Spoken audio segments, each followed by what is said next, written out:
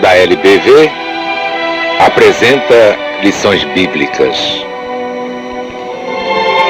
É a Bíblia em espírito e verdade, mas à luz do novo mandamento do Cristo de Deus.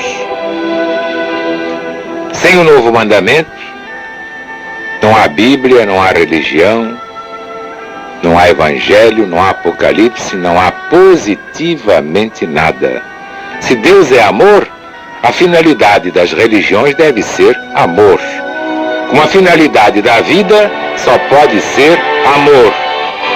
Quem não estiver neste amor, já morreu e não sabe, e a família também. Vamos então à primeira revelação no segundo mandamento da religião de Deus.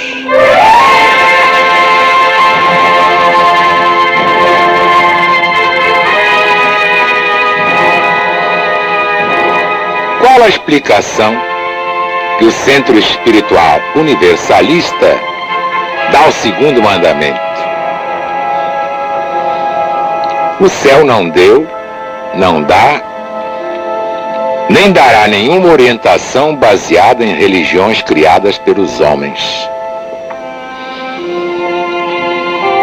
Por isso é que afirmou André Luiz, Jesus segue na vanguarda do nosso movimento. Já estamos, como toda a humanidade, desiludidos de mestres, entre aspas, chefes religiosos, por mais inspirados que sejam.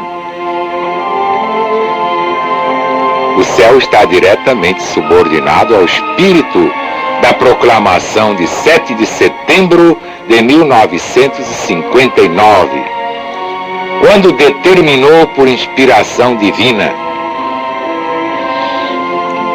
a religião do novo mandamento, cuja orientação universal pertence a Deus, ao Cristo e ao Espírito Santo, pode ser explicada, mas nunca regulamentada ou administrada por seres humanos.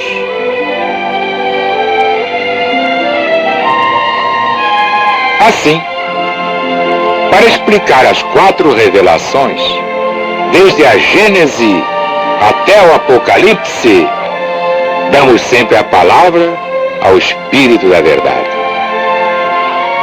Eis aqui, portanto, a sua explicação para o segundo mandamento da lei de Deus, confiada por Jesus a Moisés. Não farás imagens esculpidas das coisas que estão em cima, no céu, nem embaixo, sobre a terra, nem nas águas, sob a terra.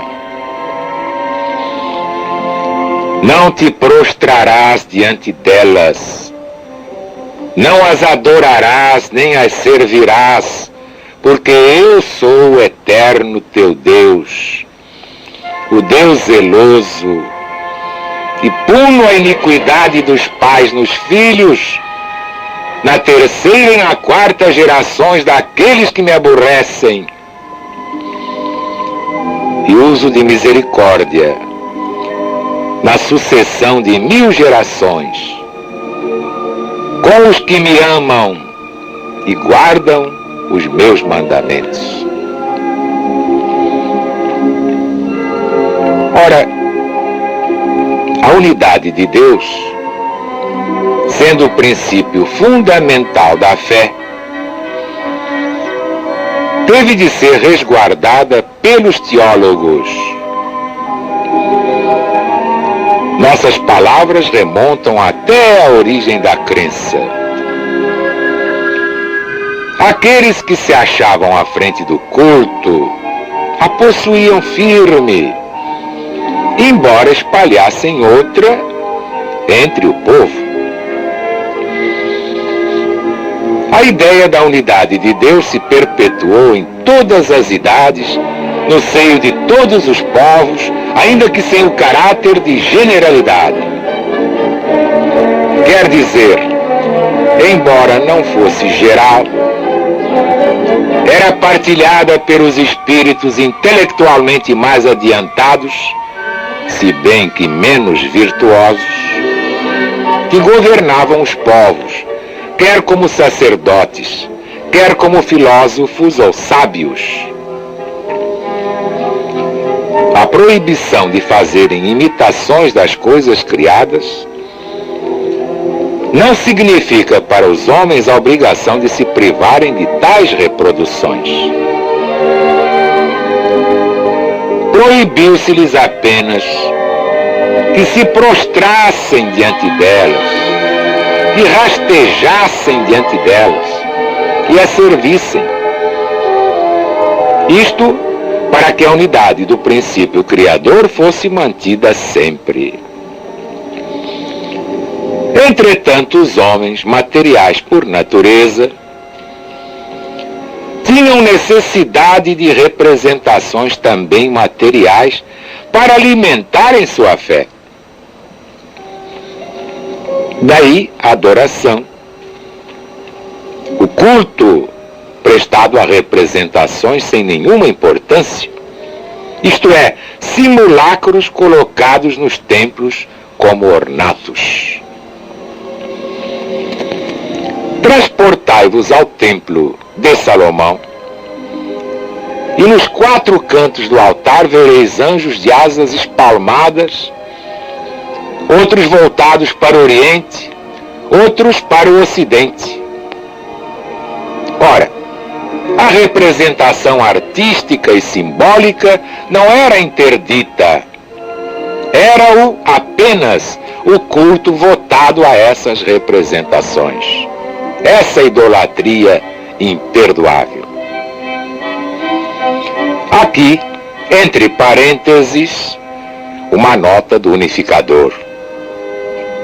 Esta é a explicação da linha E do artigo 2º dos Estatutos da Legião da Boa Vontade. Edificar o templo da boa vontade, com um altar simbólico dedicado a cada religião, para demonstrar como se unificam todas as crenças e filosofias no novo mandamento de Jesus. Moisés lembrou aos hebreus o poder de Deus, apresentando-o como forte, cioso, digamos, ciumento, isto é, sem admitir a partilha dos seus direitos e com a força de os fazer respeitar, mas sem ferir o inocente, para punir o culpado até a 3ª e a 4ª gerações, nem concedendo graça aos culpados através de 1000 gerações, por favor a um justo que houvesse servido de tronco a essa posteridade. Fraqueza da inteligência humana. Essa punição e essa misericórdia, verdadeiras monstruosidades se entendidas segundo a letra que mata, são, entretanto, segundo o Espírito que vivifica, a expressão sublime da justiça e, ao mesmo tempo, da bondade infinita de Deus. A explicação e a justificativa de compreender-se aquela sentença desse duplo ponto de vista, vós as encontrais na lei da reencarnação. A lei que mostra o castigo a cair sempre, de geração em geração, sobre o espírito culpado, e a misericórdia de Deus, sempre a descer através das gerações, sobre o espírito que se depura e progride para o bem.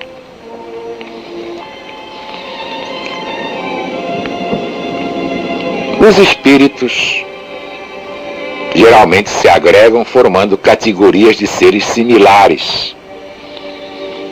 Compreende-se assim que esposos culpados atraiam para o seu lar espíritos pouco adiantados, dispostos a seguir o caminho que eles também trilham. Do mesmo modo, os que observam a lei de Deus e cuja posteridade há de ser cada vez mais virtuosa, atraem, de geração em geração, espíritos cada vez mais adiantados. Vimos de dizer, compreende-se, que esposos culpados atraiam para o seu lar espíritos pouco adiantados, dispostos a seguir o caminho que eles próprios trilham, eles pais. Ora, isso é bem compreensível. Antes de tudo, sabeis haver espíritos que, pouco desejosos de progredir, procuram os laços de simpatia, seja esta oriunda do bem, seja do mal, que já os prenderam. E outros que, embora impulsionados pelo desejo de progredir, escolhem meios cujas influências perniciosas não podem vencer. Neste último caso, o espírito é prevenido dos perigos que vai correr, uma vez reencarnado, e da queda quase inevitável que daí resultará. Se persiste e quer reencarnar assim mesmo, é por sua livre e espontânea vontade. Irmãos, compreendei de conformidade com esses princípios a progressão do castigo e da misericórdia. O castigo se verifica na terceira e na quarta gerações, porque pouco a pouco o espírito se depura, ou por efeito da encarnação de outros, no meio que ele tem preferido, ou por efeito das provações pelas quais aí passa repetidamente. Desde que um começo de melhora se faz sentir nele, o espírito entra no rumo do progresso, atrai a si companheiros também mais adiantados,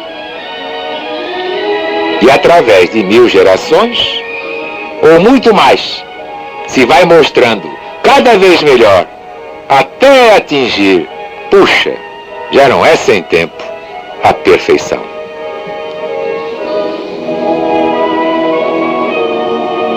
Como se vê, logo na primeira revelação dada pelo Cristo a Moisés, a lei universal da reencarnação já aparece como a chave de todos os problemas humanos e sociais.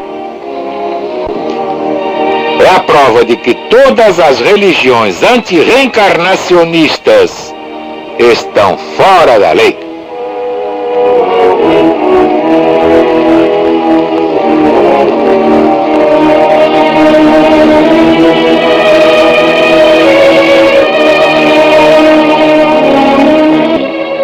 Ninguém viu isso. A reencarnação já estava nos 10 mandamentos dados a Moisés. Quantos séculos antes da primeira vinda pessoal de Jesus? E ninguém sabia. Então tinha que ser o próprio Moisés a nos segredar essas coisas, senão a gente não podia saber. Parabéns, parabéns, família legionária.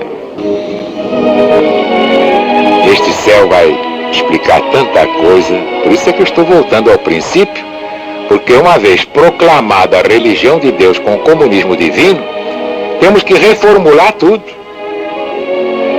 atualizar tudo desde o princípio. Nem eu mesmo esperava a ordem de ser lançada a religião de Deus no Congresso de Maringá. Pensei que viesse depressa, mas não tão depressa. Vocês estão vendo como eles nos surpreendem? Nós, como bons soldados, cumprimos ordens. Mas agora a ordem é reformular, reconceituar, redefinir. Porque a religião de Deus é a última palavra. O Apocalipse é realmente o livro mais importante da Bíblia Sagrada.